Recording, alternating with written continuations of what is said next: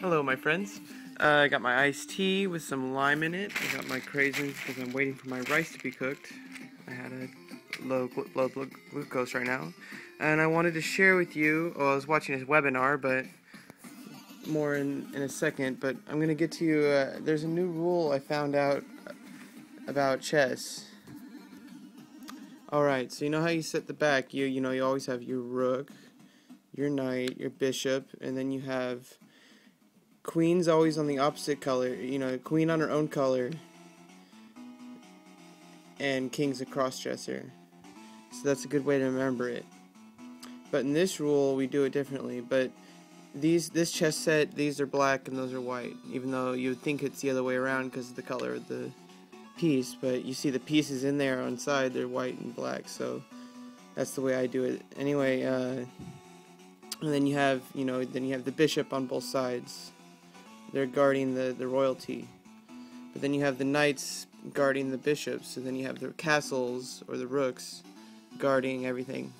So that's their domain. That's the standard game. Okay, is this one, you place by number 1, 2, 3, 4, 5, 6, 7, 8. And what you do is you place the bishops first, and only on their own color, so it's 1 through 4. And then, yeah, so you do... The first bishop is black, so you do the black one. So you have 1 through 4. If it's 5 or 6, you roll again. So we got 2. We got 1, 2. And then we do the bishop, the other bishop with the white pieces, and then we roll again. And it's 3. So we get the third 1, 2, 3. The third white space. Alright, so then we do the queen can go anywhere, 1 through 6. So it's 3. So it's only the ones that are obviously not taken, so it would be 1, 2, 3, 4, 5, 6. The queen can go anywhere, so it's on 3. 1, 2, 3. And then the knights, 1, 2, 3, 4, 5, so 6 is reroll. Okay, so this one goes on the first one. And then 1, 2, 3, 4, so 5 and 6 get a reroll. 1. So then we put the knight right there. It's going to be an interesting game. Okay, then what you do is the remaining spaces, the castle is always, the castles surround the king. So the king goes, there's always going to be 3 spots left, so you put the king in the middle spot, and then the rook's on the other side. And then the other side mirrors it exactly. So they have, they would have knight, bishop, queen, castle, and bishop, king, castle, bishop, king, castle, and his pawn is not in his spot for some reason. Well, there you go. You can see that this game opens up a lot differently than most. So you have the knights on the edge. They can only go 2 spots, which you can see right here. So then you have the option of opening up for your queen right here. That would open up a diagonal attack. But the rule of going second is you wait till the white goes first, because that determines which turn you're going to go in your first opening moves. Because if they open up their queen, then you're going to have to set up a defense. So let's say they open up their queen right here. So then how would you respond? Well, you look at this table, and you see the queen can go in these 1, 2, 3, 4 spaces. So let's roll. I'm going to do this okay, 5 and 6 are reroll. This isn't how you normally play. You normally play like without the dice, but I'm just coming up with this just now, just for make things a little faster. That way it's easier on me. So I'm gonna go. She's gonna go there. I'm deciding the move for the computer. The move just opened it up, so I have a turn to make. But she's gonna go here. So that's the second space. So that's gonna mean all of this is gonna be attacked. And all of this is going to be attacked. Because the queen goes in all sides. So this is the originating spot. But remember that there's a 1 turn time lag in chess. So a 1 turn lag has to be taken into account. You can't just like if for somehow, okay, let's say I was here and I said, okay, I'm gonna attack. Well, I mean, you can't attack till next turn because this one's probably gonna take you.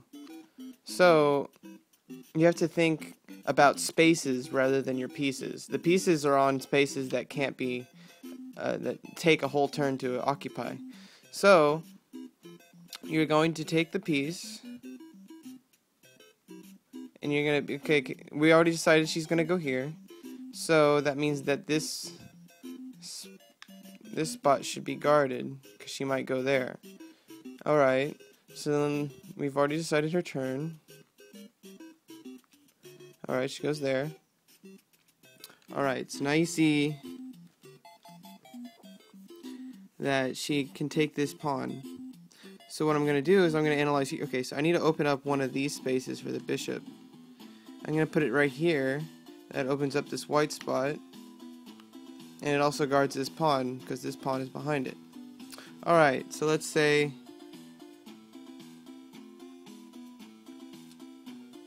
like she kind of sees that there's a defense going on, but nothing can really happen for 2 turns. The only way for the queen to be attacked right now would be for me to either get my black bishop over here, which isn't going to happen because of this, or move this, and it opens up to the queen or pawn. But then the queen's aware of what's going on over here. She would probably go over here.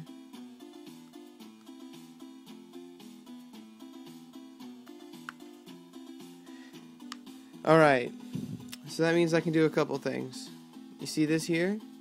This is attacked. This is in check. Your pawn is in check.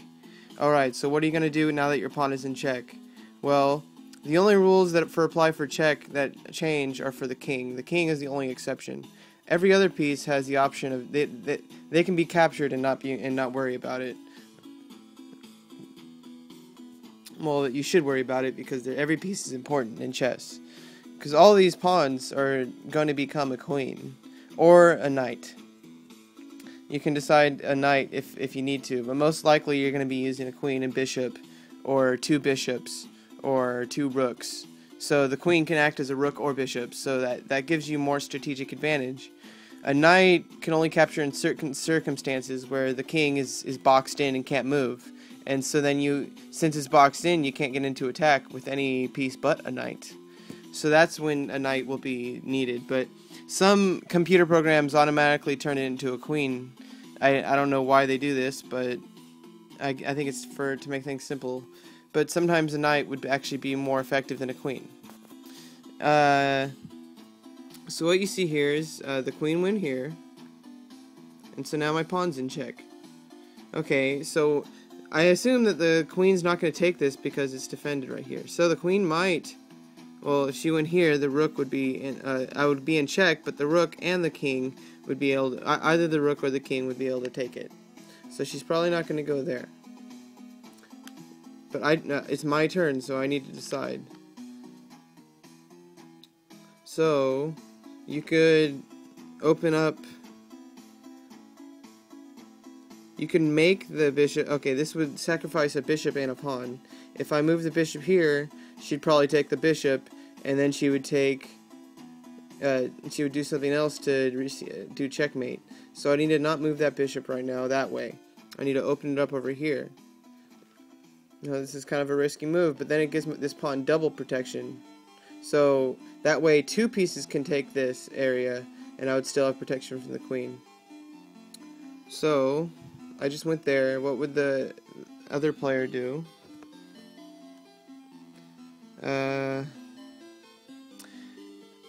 Video response with what you would do on white's turn. So it would look like this. And you see that your queen is there.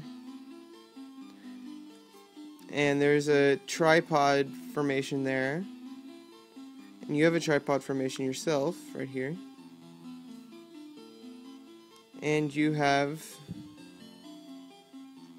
this bishop open. Alright. So you can basically force the other player to move. So if you move this, here I'm going to use the dice again. 1.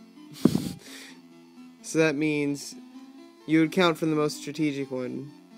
1, 2, 3, 4, 5. Because a 1 right here would also open. Okay, so it has to be here. And now you have your castle protected with both wings open. So now you see that your bishop is protecting your castle.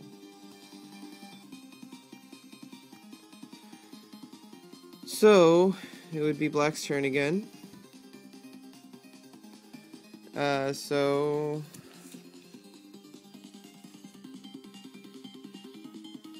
Interesting. If you could leave a video response with your next turn, then I can continue this game. But make sure to also leave a comment below and subscribe, like, share. If share is watching, you can send me a message. Anyway, the next video, does an increase in quotes add value?